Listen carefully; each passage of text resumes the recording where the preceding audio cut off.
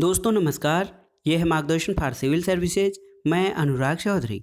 दोस्तों आज की वीडियो में हम सॉल्व करेंगे प्राचीन भारत के इतिहास से संबंधित महत्वपूर्ण प्रश्नों का भाग 10, जिसमें हम मौर्य काल से संबंधित प्रश्नों को आगे कंटिन्यू करेंगे।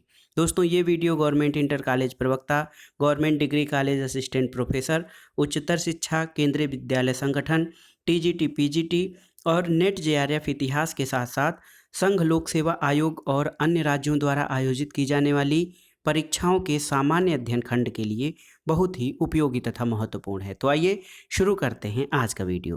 दोस्तों आज जो हम प्रश्न ले रहे हैं सबसे पहले वो है कि निम्नलिखित घटनाओं को कालक्रम के अनुसार सजाइए और दिए गए कूट का उपयोग करते हुए उपर्युक्त विकल्प का चयन कीजिए।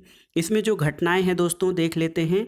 कनिष्क का राज्याभिषेक, कलिंग युद्ध, चंद्रगुप्त द्वितीय का राज्यकाल और अशोक की मृत्यु। दोस्तों कलिंग युद्ध जो है वो 261 ईसा पूर्व में हुआ था। अशोक की मृत्यु 232 ईसा पूर्व में। कनिष्क का राज्याभिषेक जो है वो 78 ईस्वी में और चंद्रगुप्त द्वितीय जो था इसका राज्यकाल 375 से 415 ईस्वी माना जाता है। तो सबसे पहले आपका आएगा कलिंग का युद्ध यानी 2, उसके बाद आएगा अशोक की मृत्यु, उसके बाद 4, 2, 4, उसके बाद 1 और 3। तो 2, 4, 1, 3 ऑप्शन डी आपका सही उत्तर है।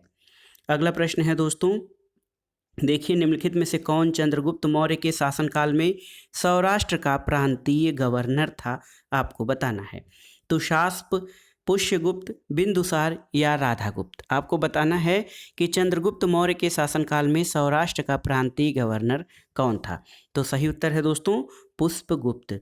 पुष्यगुप्त जो था ये चंद्रगुप्त मौर्य के शासनकाल में सौराष्ट्र का प्रांतीय गवर्नर था और अशोक के समय तुषास्प यहाँ का प्रशासक था। दोस्तों सुदर्शन झील जो गिरनार गुजरात में स्थित है और इस झील का निर्माण चंद्रगुप्त मौर्य के आदेश से उसके राज्यपाल पुष्यगुप्त ने करवाया था। अगला प्रश्न है दोस्तों, भारत का निम्नलिखित में से कौन सा प्रांत मौर्य साम्राज्य का अंग नहीं था। केरल, तमिलनाडु, ए और बी और कश्मीर।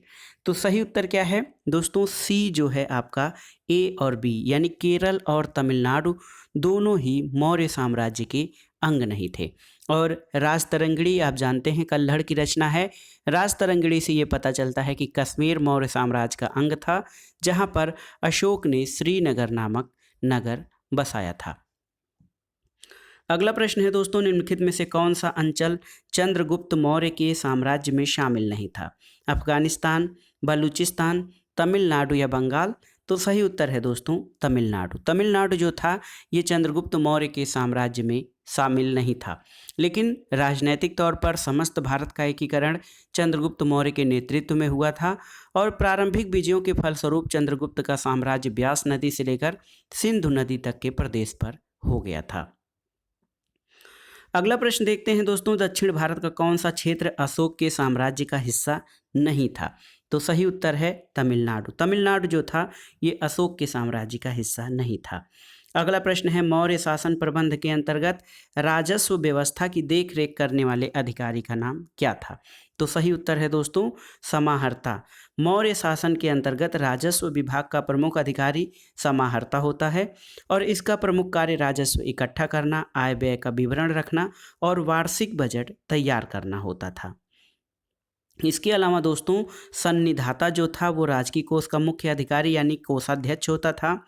स्थानिक आप जानते हैं ग्रामों से भू राजस्व इकट्ठा करता था और शांति व्यवस्था बनाए रखने के लिए रक्षिन यानी पुलिस का उल्लेख किया गया है। एरियन ने रक्षिन को ओवरसियर और स्ट्रैबो ने इंस्पेक्टर कहा है। अगला प्रश्न है दोस्तों, सूची 1 का सूची 2 से मिलान कराना है और सही कूट का चयन करना है। देखिए मेगास्थनीज जो है चंद्रगुप्त मौर्य, याद रखिएगा मौर्य वंश। इसके अलावा फाह्यान जो था, फाह्यान आपका गुप्त वंश चंद्रगुप्त विक्रमादित्य के समय में, और ह्वेनसांग पुष्यभूति वंश से संबंधित है। और आप जानते हैं कि ह्वेनसांग जो है हर्षवर्धन के शासनकाल में भारत आया था। तो इस प्रकार सही कूट का मिलान आप कर सकते हैं और सही उत्तर आपका हो जाएगा दोस्तों ऑप्शन डी। अगला प्रश्न है दोस्तों, बराबर समूह के किस गुफा पर अशोक का अभिलेख उत्कीर्ण नहीं है? तो सही उत्तर है भाब्रू लघु शिलालेख। दोस्तों जो है देखिए लोमस ऋषि गुफा, बराबर गुफा के किस गुफा पे अशोक का अभिलेख उत्कीर्ण नहीं है? तो ये हो जाएगा आपका लोमस ऋषि गुफा, क्योंकि सम्राट अशोक और उसके पौत्र दशरथ ने भिक्षुओं को रहने के लिए गुफाओं के रूप में विहार बनवाए थे। यहाँ प्राप्त गुफाओं में कर्ण चौमड़ गुफा, सुदामा गुफा और विश्व झोपड़ी अशोक कालीन गुफाएं हैं जिनमें अशोक के अभिलेख लिखे हैं। लेकिन ऋषि लोमस की गुफा दशरथ के समय निर्मित है, जो काफ़ी प्रसिद्ध है, और स्थापत्य की दृष्टि से सबसे अच्छी गुफा लोमस ऋषि की गुफा है जिसमें कोई लेख नहीं खुदा है। अगला प्रश्न है, किस अभिलेख में अशोक बुद्ध धर्म और संघ के प्रति विश्वास प्रकट करता है? तो सही उत्तर है दोस्तों भाब्रू लघु शिलालेख, या इसको बैराट लेख भी कहा जाता है। इसमें अशोक का नाम प्रियदर्शी मिलता है और इस अभिलेख में अशोक बुद्ध धर्म और संघ के प्रति विश्वास प्रकट करता है। अगला प्रश्न है दोस्तों, बुद्ध धर्म और संघ के प्रति अशोक की प्रगाढ़ आस्था का उल्लेख किस अभिलेख में मिलता है?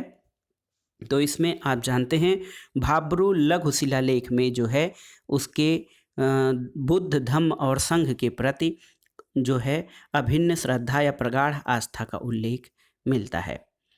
अगला प्रश्न, अशोक के किस अभिलेख से बौद्ध धर्म के नियमों की जानकारी मिलती है? तो देखिए यहाँ पर जो अभिलेख हैं, भाब्रू अभिलेख, 13वां शिला अभिलेख, 7वां शिला अभिलेख और उपर्युक्त सभी। तो सही उत्तर इसमें हो जाएगा उपर्युक्त सभी। यानी अशोक के शिलालेखों में प्रशासनिक और धम्म से संबंधित अनेक बातों का उल्लेख है।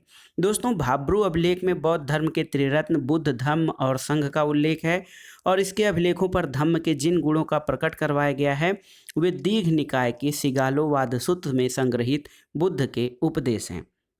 इसके अलावा उत्तर प्रदेश माध्यमिक शिक्षा सेवा चयन बोर्ड द्वारा अपने उत्तर कुंजी में इसको सबसे पहले भाब्रू लेख माना था, लेकिन बाद में इसको डी मान लिया था। अशोक के 14 शिलालेख पाए गए थे कहाँ पर? तो सही उत्तर है दोस्तों अशोक के 14 शिलालेख गिरनार में पाए गए थे। ऑप्शन बी आपका सही उत्तर है। 14 शिलालेख विभिन्न लेखों का एक समूह है जो 8 भिन्न भिन्न स्थानों से प्राप्त किए गए थे। दोस्तों अगर जो हम बात करें उनकी, शाहबाजगढ़ी, मानसेहरा, इसके अलावा कालसी, गिरनार, धौली, जौगढ़, एरगुडी और सोपारा हैं। अगला प्रश्न है दोस्तों, देखिए निम्नलिखित में से कौन अशोक का शिलालेख धार्मिक सामंजस्य के विषय में कहता है? तो सही उत्तर है 12वां शिलालेख। दोस्तों अशोक का 12वां शिलालेख धार्मिक सामंजस्य के विषय में जानकारी देता है। इसमें अशोक कहता है कि सभी संप्रदायों के सार की वृद्धि हो, क्योंकि सबका मूल संयम है। लोग अपने संप्रदाय की प्रशंसा करें और दूसरे संप्रदाय की निंदा न करें। अगला प्रश्न कई बार पूछा है कि किस अभिलेख में, अशोक के किस अभिलेख में धार्मिक सहिष्णुता के सिद्धांत का प्रतिपादन किया गया है? तो सही उत्तर है 12वें शिलालेख में धार्मिक सहिष्णुता के सिद्धांत का प्रतिपादन किया गया है। अगला प्रश्न देखते हैं कि इस अभिलेख में अशोक ने कहा है कि सभी संप्रदायों के सार तत्व की वृद्धि हो। तो सही उत्तर दोस्तों ये 12वां शिलालेख है। सभी संप्रदायों के सार तत्व की वृद्धि या धार्मिक सहिष्णुता से संबंधित जो विचार हैं वो उसके 12वें शिलालेख में वर्णित है। अगला प्रश्न है दोस्तों, रुम्मिनदेई स्तंभ किसके काल का है? आपको बताना है। तो सही उत्तर है रुम्मनदेई अभिलेख या रुम्मनदेई स्तंभ सम्राट अशोक के शासनकाल का है। ये नेपाल की तराई में स्थित है और इस लेख में ये पता चलता है कि अशोक अपने राज्याभिषेक के 20वें वर्ष यहाँ आया था और उसने यहाँ धार्मिक कर बलि को माफ कर दिया और भूमि कर घटाकर 1/8 कर दिया था। अगला प्रश्न देखते हैं दोस्तों, निम्नलिखित में से किस एक अभिलेख में चंद्रगुप्त मौर्य और अशोक दोनों के नाम का उल्लेख है? तो सही उत्तर है ये जूनागढ़ अभिलेख है। दोस्तों जूनागढ़ अभिलेख में चंद्रगुप्त मौर्य और अशोक दोनों के नाम का उल्लेख मिलता है और चंद्रगुप्त मौर्य के समय में जूनागढ़ में एक जलाशय का निर्माण हुआ था। इसका कार्य पुष्पगुप्त वैश्य ने किया था। अशोक के समय में इसकी मरम्मत हुई थी। रुद्रदामन के समय ये टूट गया था जिसको उसने ठीक कराया और जूनागढ़ के लेख में उसने चंद्रगुप्त और अशोक के कार्यों का उल्लेख किया है। अगला प्रश्न है दोस्तों, अशोक के किस अभिलेख में इसिला नामक नगर का उल्लेख किया गया है? तो दोस्तों इलिसा नामक नगर का उल्लेख जो है ब्रह्मगिरी अभिलेख में मिलता है और ब्रह्मगिरी कर्नाटक के चित्रदुर्ग जिले में स्थित है। तो इन ऑप्शंस में से जो है वो ब्रह्मगिरी जो है अभिलेख का ऑप्शन नहीं दिया गया है, लेकिन आप याद रखिएगा कि ब्रह्मगिरी अभिलेख में इसिला नामक नगर का वर्णन किया गया है। अगला प्रश्न है वह प्राचीनतम अभिलेख जिसमें अशोक के नाम का उल्लेख किया गया है वो कौन सा उल्लेख है, कौन सा अभिलेख है? तो सही उत्तर है दोस्तों मास्की अभिलेख। मास्की अभिलेख जो है इसमें अशोक के नाम का उल्लेख किया गया है। अशोक का सरेकुन अभिलेख कहाँ पर स्थित है?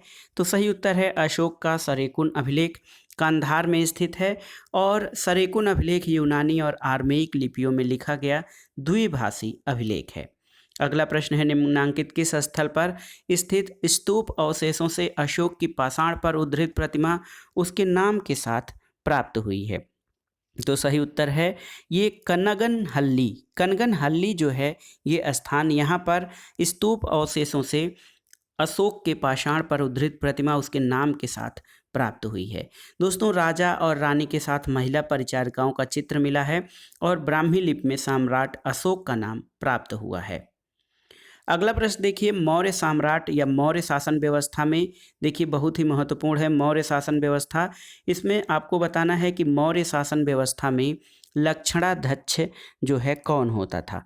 तो कई बार हमने देख लिया है मौर्य के प्रशासनिक व्यवस्था में टकसाल का अध्यक्ष जो होता था वो लक्षणाध्यक्ष कहलाता था। विविताध्यक्ष जो था वो चरागाहों का अध्यक्ष था। प्रशासता राज की कागजातों को सुरक्षित रखता था और दौवारिक राजमहलों की देखरेख करने वाला प्रधान अधिकारी था। अगला प्रश्न है दोस्तों रूपदर्शक शब्दावली निम्नलिखित में से किससे संबंधित है, आपको बताना है। तो सही उत्तर है मुद्रा की जांच पड़ताल करने वाला यानी मुद्रा के इंस्पेक्टर को मौर्य शासन में रूपदर्शक कहा जाता था।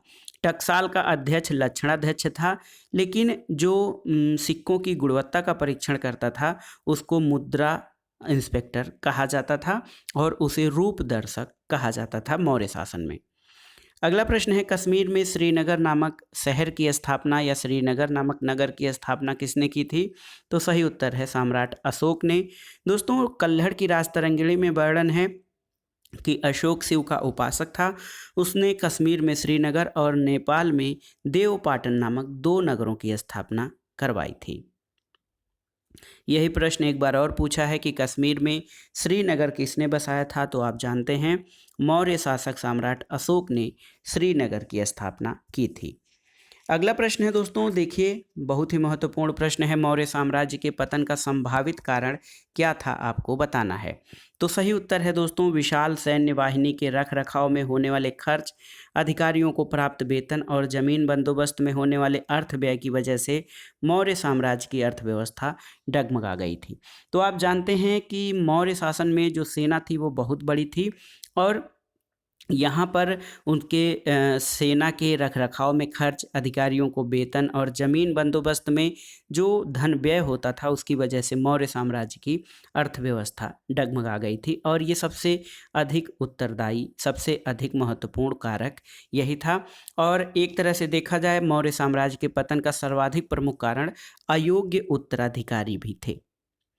अगला प्रश्न है दोस्तों सूची 1 का सूची 2 से मिलान कराना है। इसमें देखिए जो है अशोक के स्तंभ या जो अन्य ऐतिहासिक स्थल है वो कहाँ पर हैं उनके बारे में आपको बताना है। अशोक स्तंभ लौरिया नंदनगढ़ से प्राप्त हुआ है। सांड वाली राजधानी ये रामपुरवा है। इसके अलावा लोमर्स गुफा दोस्तों बराबर की पहाड़ी और छिद्रयुक्त तरकूप जो हैं ये रोपड़ में स्थित हैं। दोस्तों स्मिथ के अनुसार सारनाथ स्तंभ में जिस कला का प्रदर्शन पशुओं का चित्रण है विश्व में कहीं भी इतनी सुंदर कला का प्रदर्शन नहीं है। और सारनाथ के अशोक के समय की एक पाषाण वेदिका मिली है, जबकि पाटलिपुत्र की खुदाई से 3 वेदिकाओं के टुकड़े मिले हैं। दोस्तों बराबर पहाड़ी की चौथी गुफा को विश्व झोपड़ी कहा जाता है और इसका निर्माण अशोक के शासनकाल के 12वें वर्ष में हुआ था। अगला प्रश्न है सारनाथ से प्राप्त अशोक के स्तंभ पे कौन सा पशु उत्कीर्ण नहीं है? तो आपको बताना है। तो सही उत्तर है दोस्तों हिरण, जबकि इसमें कुकुदान यानी कुबड़ वाला वृष, हाथी और अश्व तथा सिंह की आकृतियां बनी हुई हैं। हिरण का उल्लेख इसमें नहीं है। दोस्तों ये जो स्तंभ लेख में देखिए, हाथी बुद्ध के गर्भस्थ होने की, वृष जन्म की, अश्व गृह त्याग और सिंह बुद्ध का प्रतीक है।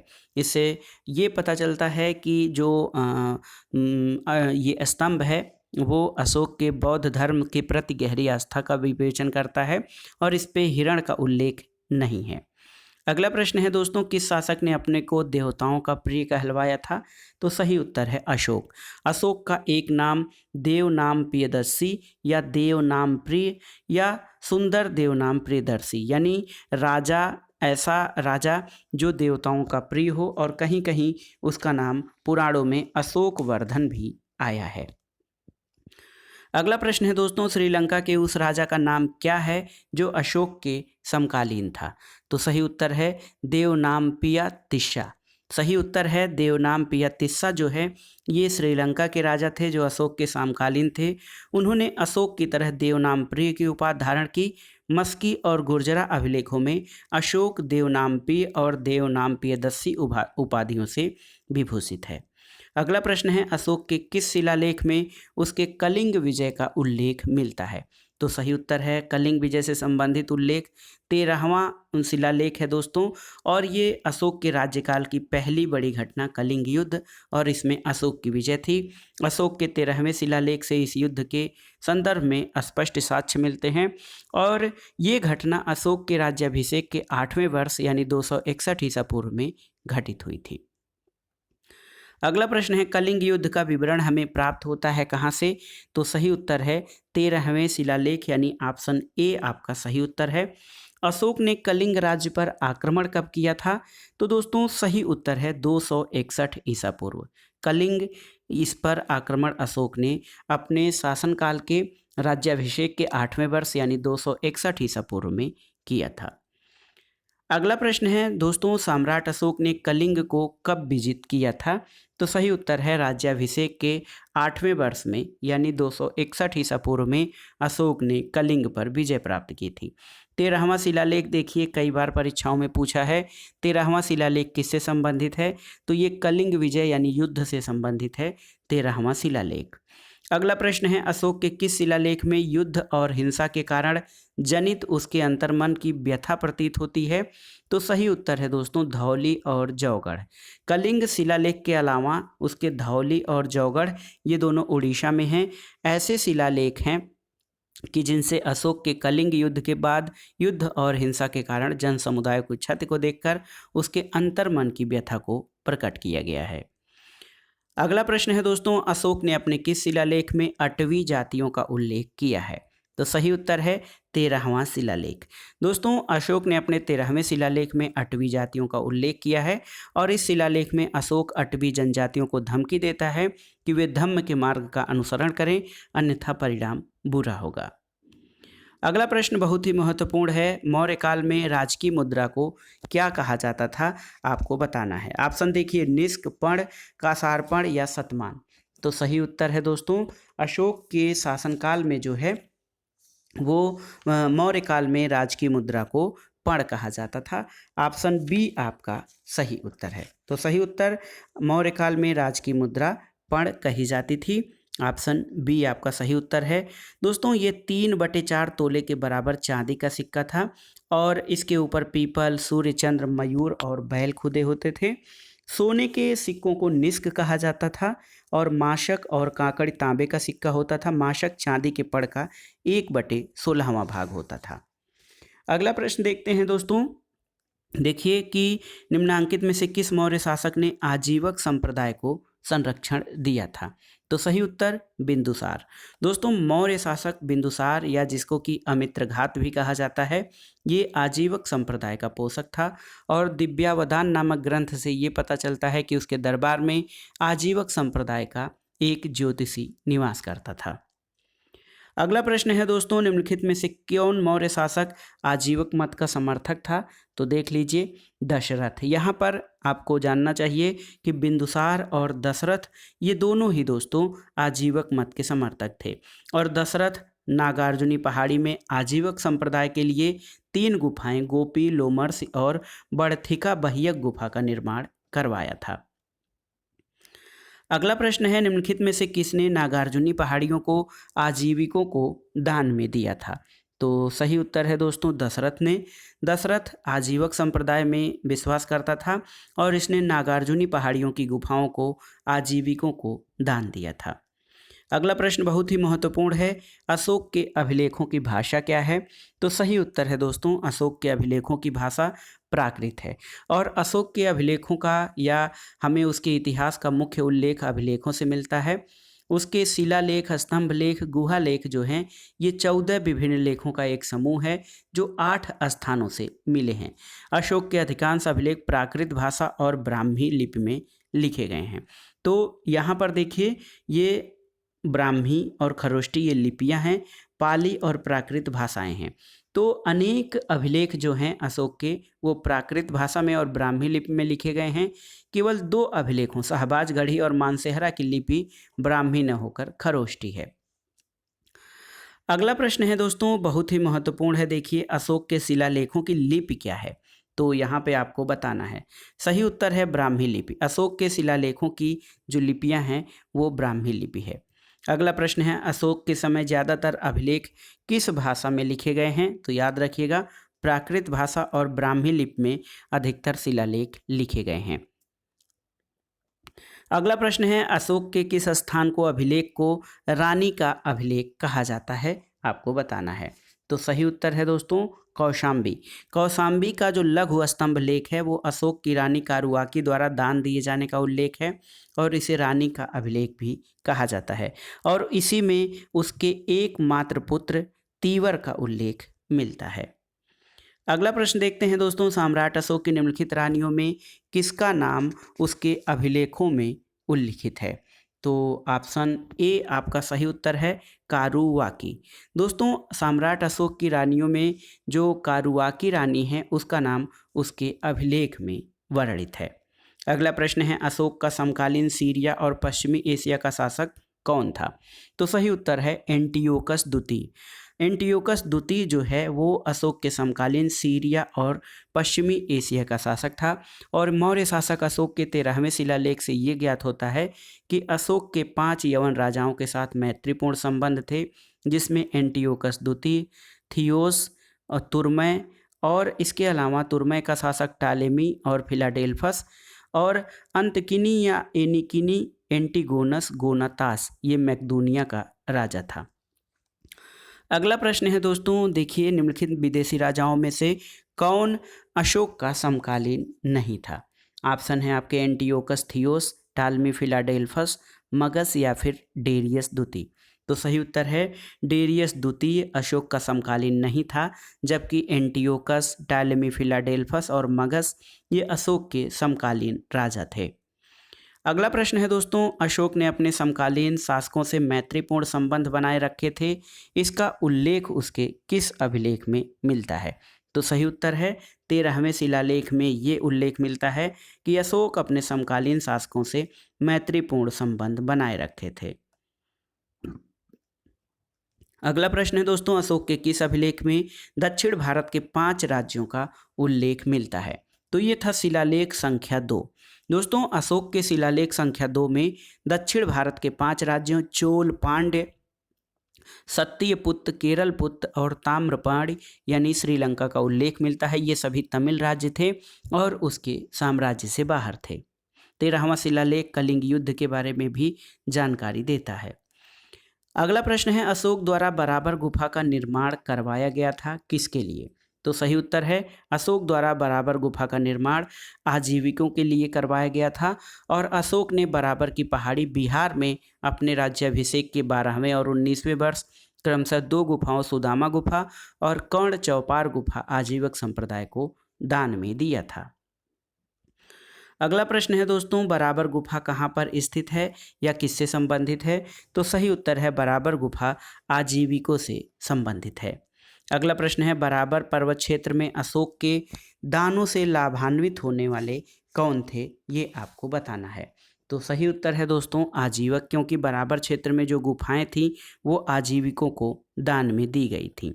अगला प्रश्न है, घोषिताराम बिहार कहाँ पर स्थित है? तो सही उत्तर है दोस्तों ऑप्शन सी, कौशाम्बी में स्थित है घोषिताराम बिहार। और इस बिहार का निर्माण कौशाम्बी के धनी व्यापारी घोषित ने महात्मा बुद्ध और उनके अनुयायियों के निवास के लिए बनवाया था।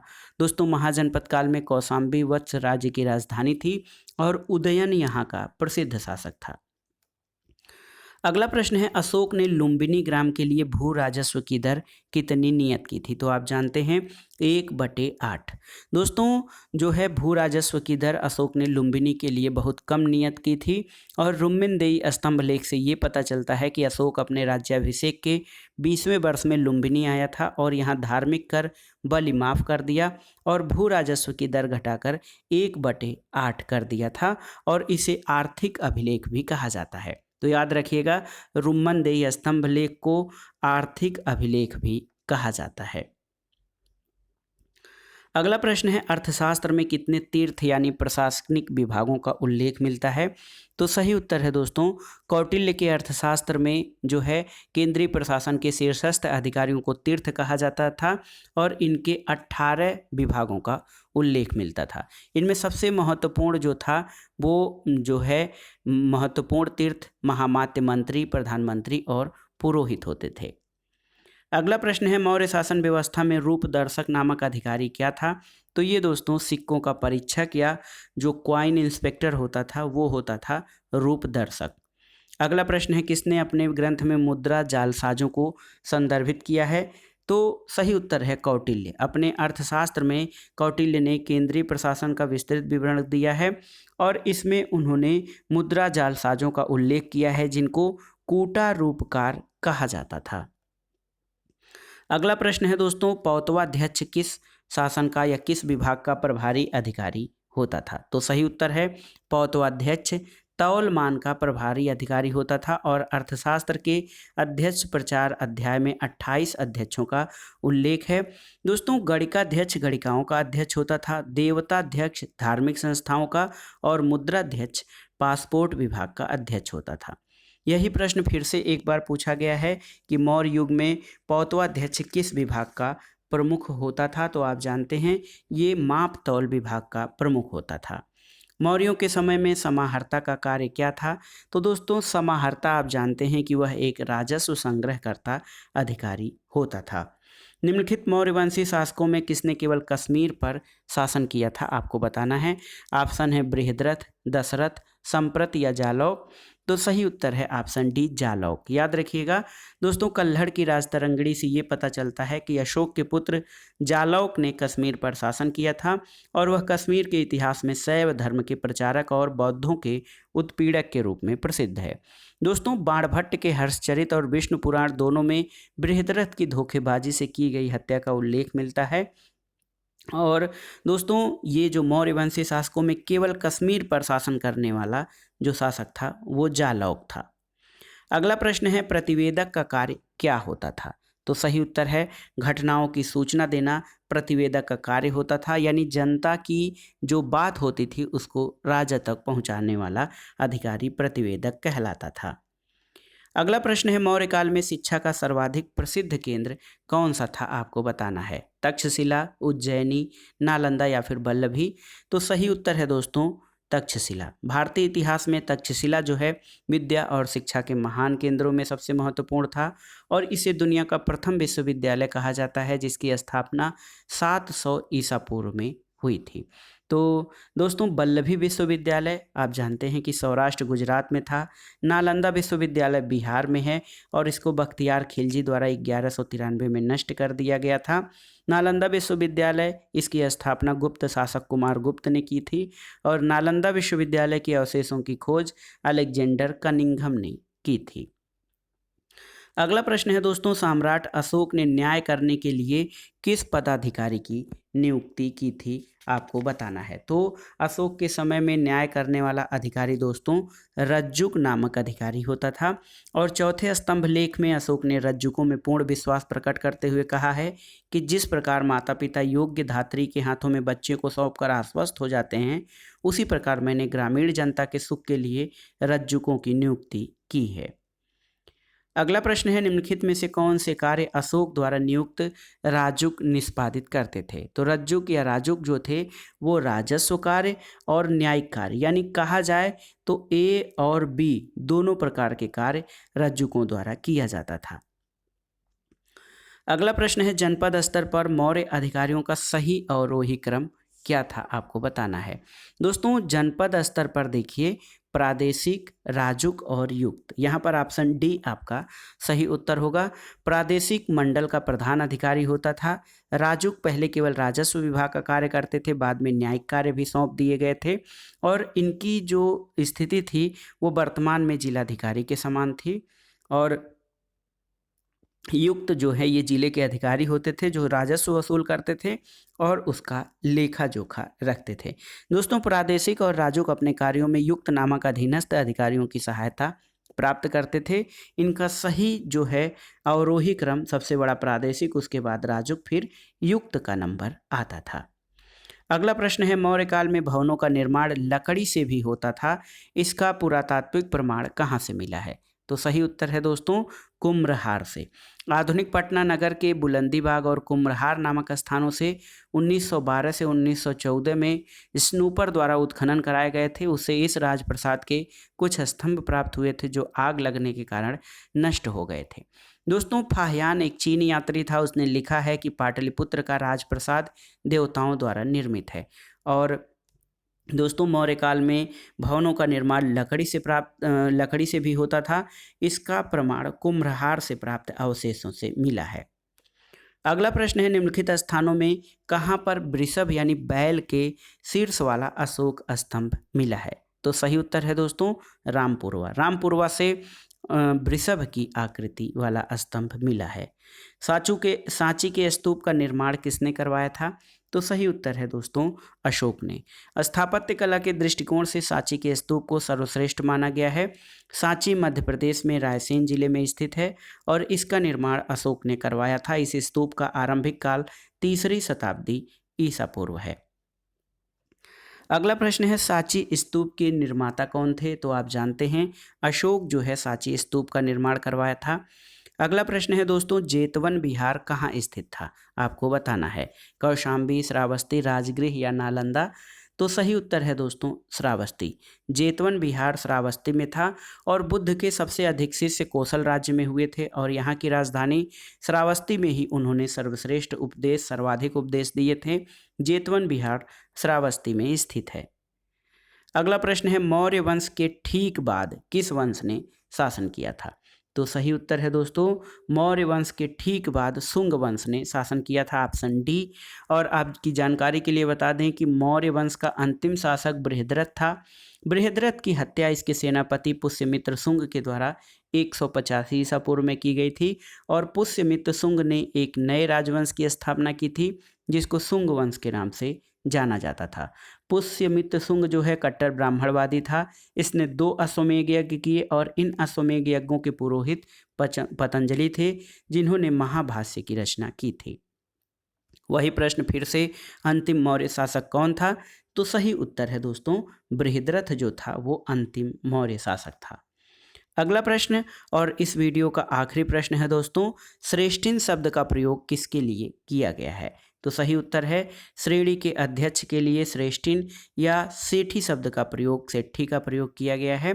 श्रेणियों के संगठन को, सर्वोच्च संगठन को श्रेष्ठिन या सेठी कहा जाता था और ये जो है व्यापार से संबंधित जो है महत्वपूर्ण पद होता था। तो दोस्तों ये था आज का वीडियो। इसमें आपने मौर्य काल से संबंधित प्रश्नों को सॉल्व किया जो आपके विभिन्न परीक्षाओं के लिए बहुत ही उपयोगी तथा महत्वपूर्ण है। आगे की वीडियो में हम मौर्योत्तर काल से संबंधित महत्वपूर्ण प्रश्नों को सॉल्व करेंगे। आगे की वीडियो के लिए हमसे जुड़े रहें, हमारे चैनल से जुड़े रहें। वीडियो को लाइक करें, शेयर करें और सब्सक्राइब करें। वीडियो देखने के लिए धन्यवाद दोस्तों। नमस्कार।